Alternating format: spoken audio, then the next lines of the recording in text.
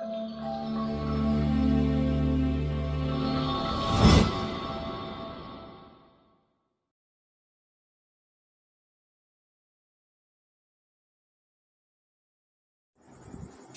Guys आज हम लोग जानेंगे कि बाबर के बारे में। हमने इसके पहले वाले वीडियो में मुग़ल काल को कैसे बांटा गया है, मुग़ल काल कितने तरह के होते हैं, इसके बारे में बात कर चुके हैं। तो आज हम पढ़ने जा रहे हैं पहला शासक पूर्ववर्ती मुग़ल काल का बाबर के बारे में। देखिए, जो बाबर हैं, बताया मैंने कि बाबर जो है वह मुग़ल काल का संस्थापक है। मुग़ल काल को दो भागों में बांटा गया है। जिस समय मुग़ल काल का संस्थापना हुआ था उसी समय बाबर ने पादशाही का भी स्थापना किया था। तो ये सारी बातें हमने आपसे पहले के वीडियो में कर चुके हैं। आज का वीडियो में हम जानेंगे बाबर की पूरे जीवन के बारे में। तो चलिए शुरू करते हैं। देखिए, बाबर जो था, बाबर का जन्म 1526 बाबर शासन जो किया 1526 से लेकर के 1530 ईस्वी तक बाबर भारत में शासन किया। 1526 से 1530 ईस्वी तक बाबर का जो जन्म हुआ था, बाबर का जन्म 1483 ईस्वी में हुआ था। 1483 ईस्वी में फरगना में हुआ था। बाबर का जन्म फरवरी 1483 ईस्वी में हुआ था। इसके पिता उमर शेख मिर्ज़ा फरगना नामक छोटे से राज्य के शासक थे। जो बाबर था, बाबर का जन्म 1483 ईस्वी में हुआ था। इनके पिता का नाम था उमर शेख मिर्ज़ा। यह बहुत इंपॉर्टेंट क्वेश्चन है। इनके जो पिता थे, इनके पिता का नाम था उमर शेख मिर्ज़ा, जो कि फरगना नाम का एक छोटा सा राज्य था अफ़गानिस्तान में। वहाँ का एक छोटा सा राजा था, वहाँ का एक शासक था। जो उमर शेख मिर्ज़ा थे वह फरगना का जिला का जो था, फरगना जिले के फरगना राज्य का जो एक शासक हुआ करता था। और मैंने पहले ही बताया है कि जो बाबर को या तो फिर उत्तरवर्ती मुग़ल काल का जो संस्थापक थे वो सब के सब जो तुर्क या सुन्नी जो है मुसलमान हुआ करते थे। इसका मतलब है यह जगतई तुर्क जाति का था। जो बाबर था वह जगतई तुर्क जाति का था। बाबर जगतई तुर्क जाति का था। बाबर जो था वह जगतई तुर्क जाति का था। बाबर पंजाब के सरदार दौलत खां तथा इब्राहिम लोदी के चाचा आलम खां। बहुत इंपॉर्टेंट क्वेश्चन है, बाबर को भारत किसने बुलाया था और बाबर जो है भारत में क्यों आए थे। तो बाबर को भारत बुलाया गया था और बुलाने वाले थे पंजाब के सरदार दौलत खां। पंजाब के सरदार दौलत खां तथा इब्राहिम लोदी का चाचा आलम खां। जो पंजाब का सरदार था दौलत खां और इब्राहिम लोदी के चाचा आलम खां ने भारत में जो है बाबर को बुलाया था। एक्चुअली हुआ था क्या था कि दोनों के बीच में, ये दोनों के बीच मतलब इब्राहिम लोदी और जो है इसका दौलत खां, दोनों के बीच में बनती नहीं थी। दोनों का आपसी लड़ाई था। आपसी लड़ाई के चलते इन लोगों ने सोचा कि हम किसी दूसरे व्यक्ति को बुलाएंगे। इन लोगों का ऐसा था कि बाबर जो है हमारे तरफ सपोर्ट करेगा और फिर जब हम जीत जाएंगे तो बाबर को यहाँ से कुछ पैसे संपत्ति दे करके हम चला देंगे। पर ऐसा कुछ हुआ नहीं। बाबर कहा कि जब तुम अपने चचे जो है भतीजे का नहीं हो सकता है तो तुम मेरा क्या होगा, और फिर यहाँ का धीरे धीरे शासक बनना शुरू हो जाता है। तो बहुत इंपॉर्टेंट क्वेश्चन है कि बाबर को भारत में किसने बुलाया था। तो बाबर का जो भारत में बुलाने का काम था वो पंजाब के सरदार जो थे दौलत खां, पंजाब के सरदार जो दौलत खां थे और इब्राहिम लोदी का चाचा आलम खां ने क्या आमंत्रण दिया था और इन्हीं के जो है आमंत्रण पर बाबर भारत में आए थे। उसके बाद बाबर जो थे भारत पे टोटल 5 बार आक्रमण किए हैं। बाबर भारत पे टोटल 5 बार आक्रमण किए हैं। कब कौन सा आक्रमण हुआ इसके बारे में जानेंगे। अभी हम लोग बाबर के प्रारंभिक जीवन के बारे में जा रहे हैं कि इनका प्रारंभिक जीवन कैसा था। तो बाबर के जो थे 4 पुत्र थे और बाबर ने भारत पे 5 बार आक्रमण किया है। जो बाबर भारत पे कुल 5 बार आक्रमण किए हैं। बाबर के 4 पुत्र हुए हुमायूं, कामरान, अस्करी तथा हिंदाल। बाबर के 4 पुत्रों का नाम था हुमायूं, कारमान, उसके बाद अस्करी और हिंदाल जो थे 4 पुत्रों का नाम था। बाबर अपनी उदारता के लिए कलंदर की उपाधि धारण किया था। बाबर को हम लोग कलंदर भी कहते थे, क्योंकि बाबर बहुत उदार था, इसीलिए उदारता के लिए उसे कलंदर भी कहा जाता है। बाबर को अपनी उदारता के लिए कलंदर भी कहा जाता है। बाबर ने अपनी एक आत्मकथा लिखा था, ऑटोबायोग्राफी लिखा था, जिसका नाम है बाबरनामा या तुझ के बाबरी, जो बाबर का आत्मकथा था। और ये जो लिखा गया था फारसी, ये जो लिखा गया था यह तुर्की भाषा में लिखा गया था। अतः जो बाबरनामा है या तुझ के बाबरी है, यह किस भाषा में लिखा गया था? तो यह जो तुर्की भाषा में लिखा गया था। बाद में इसे जो है अब्दुल रहीम खान खाना ने फारसी भाषा में, अब्दुल रहीम खान खाना ने फारसी भाषा में, और बेब्रिज ने अंग्रेजी भाषा में अनुवाद किया। बाबर का जो आत्मकथा है उसको फारसी भाषा में अब्दुल खाना ने और बेब्रिज ने जो है अंग्रेजी भाषा में अनुवाद किए थे। उसके बाद इसने मुबियाना नामक पद शैली का जन्मदाता भी कहा जाता है। एक्चुअली एक गद्य और पद से रिलेटेड पद्धति था जिसका शुरुआत बाबर ने किया था, तो बाबर को मुबियाना नामक पद्धति का भी जन्मदाता कहा जाता है। बाबर प्रसिद्ध नक्शबंदी सूफी ख्वाजा उबैला अरहार का अनुयायी था। एक बहुत इंपॉर्टेंट क्वेश्चन है कि बाबर किसका अनुयायी था? तो सूफी ख्वाजा उबैला अरहार का जो था, अरहार का ये अनुयायी थे। बाबर जो था 1507 ईस्वी में जो है, बाबर 1507 ईस्वी में बादशाह की उपाधि धारण किया था। बादशाह का उपाधि बाबर कब धारण किया था? तो 1507 में किया था। मैंने बताया भी था कि उसी समय पाद जो है शाही का जो है संस्थापना हुआ था। तो बाबर 1507 ईस्वी में क्या किया कि बादशाह का उपाधि धारण किया था, जिसे अभी तक मतलब 1507 तक कोई भी तैमूर शासक ने यह उपाधि धारण नहीं किया था। और बाबर जहाँ जन्मा था, जिस जगह पे जन्मा, वहाँ का शासक जो है यह 8 जून 1494 को वहाँ का वो शासक बनता है। 1494 ईस्वी को बाबर फरगना का शासक बनता है। एक कुछ बातें थी, इम्पोर्टेंट चीज़ था कि बाबर का प्रारंभिक जीवन कैसा था, बाबर कितने युद्ध किए, कैसे उनका मृत्यु हो गया, ये भी बहुत इम्पोर्टेंट क्वेश्चन है, तो इसके हम लोग देखते हैं। तो गाइज अब हम लोग देखेंगे कि बाबर युद्ध कहाँ कहाँ किया, बाबर ने जो युद्ध कहाँ कहाँ किए, युद्ध का क्या परिणाम आया, क्या रिजल्ट आया।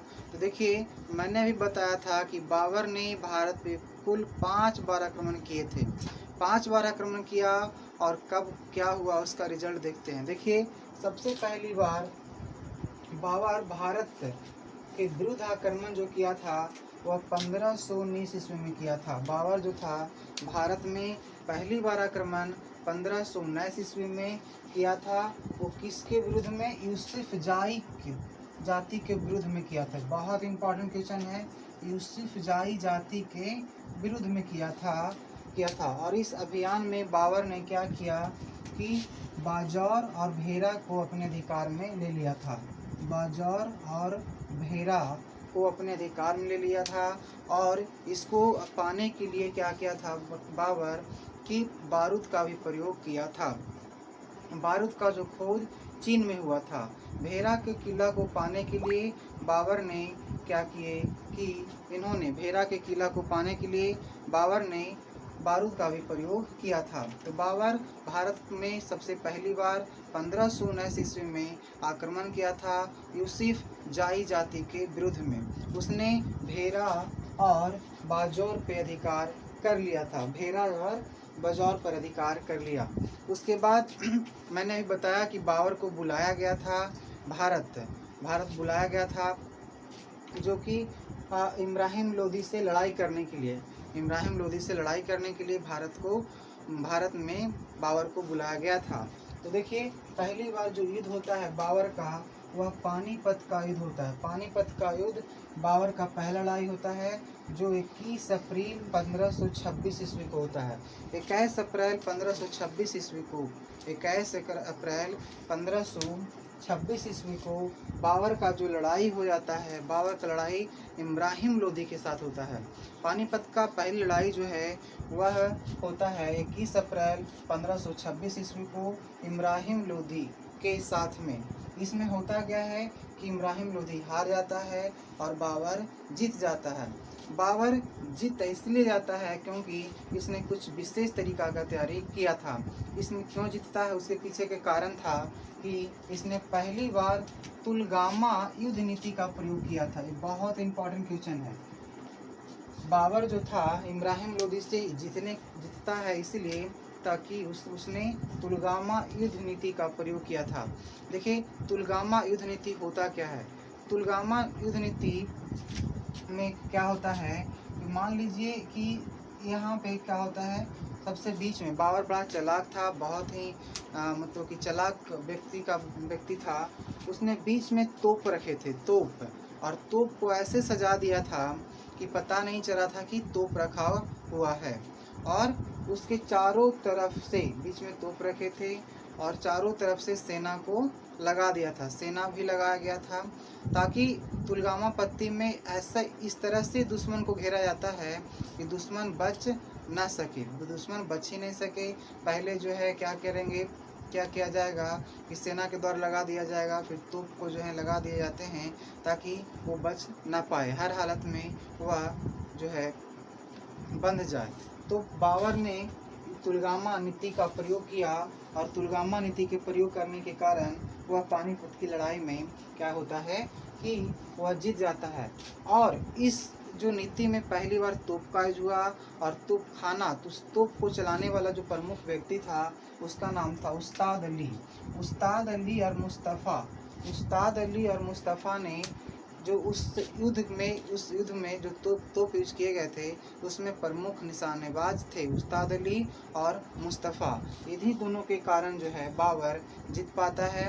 उस्ताद अली और मुस्तफ़ा जो होता है पानीपत की प्रथम लड़ाई में भाग लेता है, निशानेबाजी करता है, उसमें युद्ध में जो है तोप को संचालित करता है।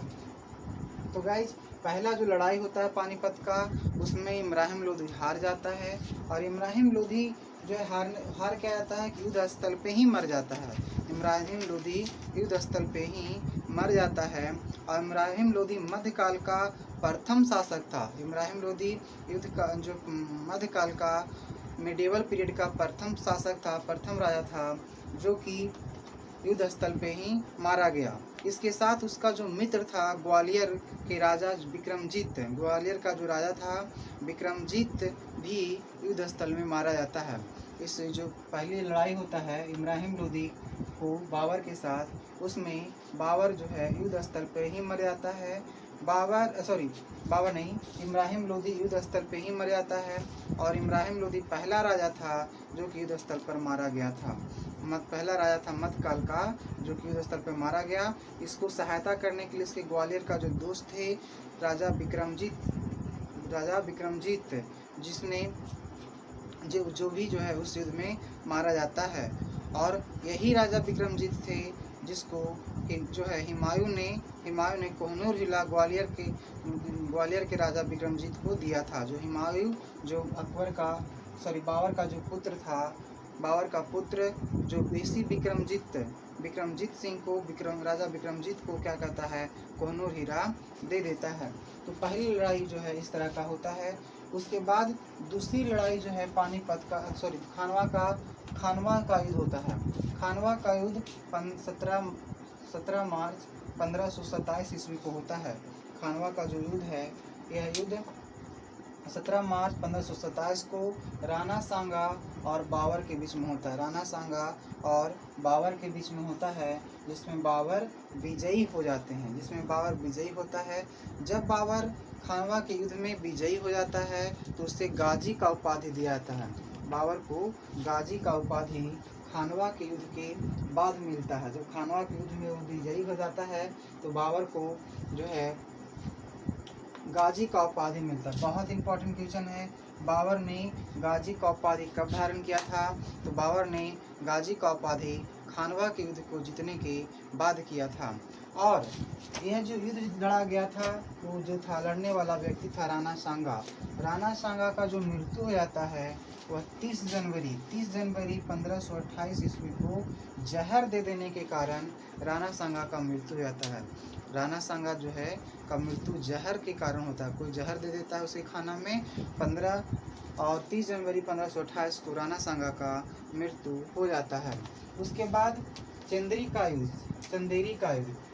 का जो युद्ध होता है 29 मार्च 1528 को होता है। और यह युद्ध मेदिनी राय और बाबर के बीच में होता है, जिसमें बाबर फिर से विजयी हो जाते हैं। बाबर जो है मेदिनी राय से भी जीत जाता है। उसके बाद घाघरा का युद्ध 6 मई 1529 का होता है। घाघरा का युद्ध 6 मई 1529 का होता है। यह युद्ध बाबर का अंतिम युद्ध था। घाघरा का युद्ध जो था वह बाबर का अंतिम युद्ध था। इसमें अफगानों एवं बाबर के बीच में लड़ा गया। अफगान का सरदार था महमूद लोदी और बाबर के बीच में यह युद्ध लड़ा गया। और लगभग 48 साल की उम्र में 26 दिसंबर 1530 को आगरा में बाबर का मृत्यु हो जाता है। आगरा में बाबर का जो है मृत्यु हो जाता है। 26 दिसंबर 1530 को मृत्यु हो जाता है। जब बाबर को मृत्यु होता है तो सबसे पहले उसे आगरा के आराम बाग में, याद रखना है, आगरा के आराम बाग में दफनाया जाता है। बाद में फिर उसके पुत्र के द्वारा, हुमायूं के द्वारा काबुल ले जाया जाता है और वहाँ जो है उसके द्वारा चुने गए स्थान पर जो है उसे दफनाया जाता है। काबुल में ले जाता है और चुने गए स्थान पर उसे दफनाता है। देखिए, जो बाबर था वह बाघ का बहुत पसंदीदा था। बाबर जो था बाघ को बहुत पसंद करता था। बाघ जो है मैंने आपको बताया भी था कि देखो उसने बाबर का अपना आत्मकथा है जिसका नाम है बाबरनामा, जिसको जो है वह बाबरनामा लिखा गया था जो है तुर्की भाषा में था। उसे फारसी भाषा में अब्दुल रहीम खान खाना के द्वारा, बेवरिज के द्वारा अंग्रेजी भाषा में अनुवाद किया गया था। उस आत्मकथा में बाबर की उस आत्मकथा में क्या लिखा था? बाबर ने अपने उस आत्मकथा में लिखा था औपचारिक बागों की योजना। जो बाग हैं, बाग को औपचारिक बागों की योजना और उनके बनाने में अपनी रुचि का वर्णन किया था। अक्सर ये बाग दीवार के घिरे होते थे तथा कृत्रिम नहरों द्वारा 4 भागों में विभाजित किया जाता था और अहाते में स्थित होते थे। 4 समान हिस्सों में बटे होने के कारण 4 बाग कहते थे। एक्चुअली होता क्या था कि बाबर जो था वह बाग का बहुत पसंदीदा था। बाग बनाते थे, उसमें कृत्रिम नहरें होते थे, झरना होता था और कृत्रिम नहरों के द्वारा जो बाग को 4 भागों में बांट देता था, जिसको अहाते के नाम से जानते थे और इसीलिए उसे 4 बाग के नाम से भी जाना जाता है। 4 बाग बनाने की जो प्रथा है, 4 बाग बनाने का जो प्रथा है, 4 बाग बनाने के प्रथा का शुरुआत जो है वह 4 बाग बनाने का जो प्रथा है, इस प्रथा का शुरुआत याद रखेंगे अकबर के द्वारा किया गया था। उसके बाद जब बाबर का मृत्यु हो जाता है तो बाबर का जो मृत्यु होने के बाद उसका पुत्र हुमायूं होता है। पुत्र तो 4 थे, मैंने बताया था कि बाबर के 4 पुत्र थे। हुमायूं थे, कामरान था, उसके बाद कामरान के बाद अस्करी था और हिंदाल थे। लेकिन ये लोग अयोग्य थे, इसमें एक हुमायूं ही जो था वह योग्य शासक था। अब जो है 1530 ईस्वी तक के राज किया। 26 दिसंबर 1530 को लगभग 4 साल में, देखिए ये 48 साल की उम्र में बहुत ज़्यादा उपाधि धारण कर लिया था, बहुत कुछ जो हथियार लिए थे, मतलब यह योग शासक था। लेकिन इनके जो पुत्र हुए और बाकी हुमायूं को छोड़कर वह योग रहे। हुमायूं भी बहुत ज़्यादा योग शासक नहीं बना। तो अब हम लोग हुमायूं के बारे में अगले क्लास में डिस्कस करेंगे। Thank you very much. आपसे मेरा एक रिक्वेस्ट है गाइज, अगर मेरे वीडियो आपके अच्छे लगते हैं, अच्छे लगे तो आप मेरे चैनल को सब्सक्राइब करिए, लाइक करिए, मेरे वीडियो को ज़्यादा से ज़्यादा शेयर करिए। हमारे इस यूट्यूब चैनल पे आपको सभी क्लास का वीडियो 7 से लेकर के 12 तक एज वेल एज कंपटीशन का जीके जीएस भी आपको मिल जाएंगे। अब हमने एक प्लेटफॉर्म, इस अपने प्लेटफॉर्म पे एक नया चीज़ को शुरुआत किया है, जिसमें जो स्टूडेंट 2021 में एक बोर्ड एग्ज़ाम देंगे उनके लिए एनसीईआरटी, आरएस अग्रवाल, चाहे वो बिहार बोर्ड हो या सीबीएसई हो, का पूरा सोल्यूशन तैयार मैंने किया है, करने का फैसला भी लिया है और उस पर हम काम कर रहे हैं। Thank you very much.